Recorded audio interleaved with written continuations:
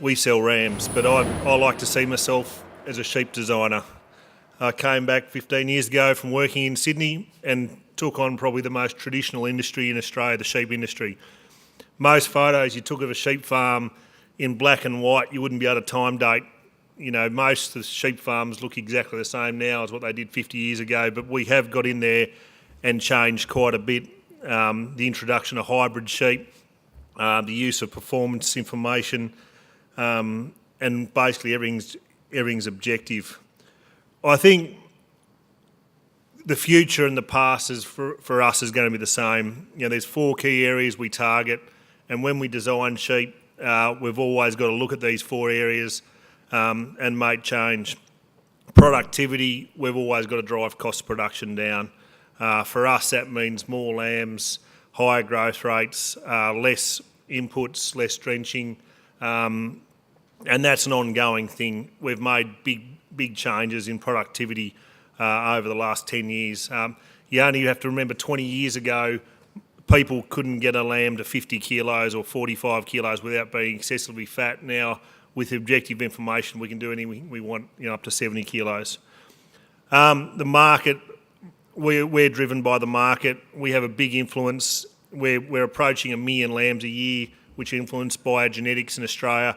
We do have a big supply into a lot of the big retailers, and what they do and what they want is king. Every day when we get out of bed, we ask them what they want, and we've got to keep doing that. The market's changing.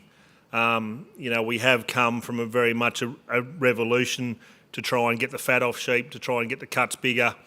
Now it's really heading down that branded product line.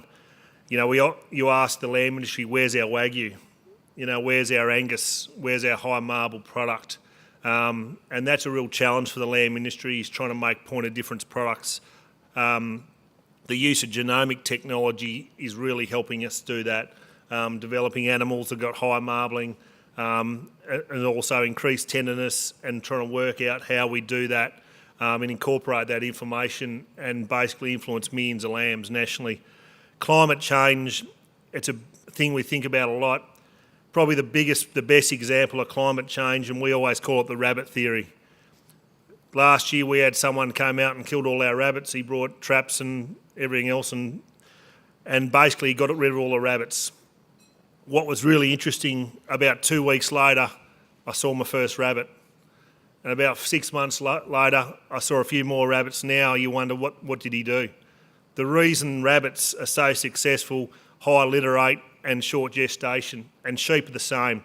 The number one thing we've done for climate change is selecting sheep that lamb on their first birthday and have high litter rates. What that means, post-drought, farmers can build back really quickly.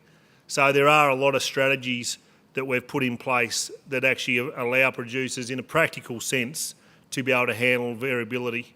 And welfare, obviously, it's becoming more and more of an issue. We don't mules.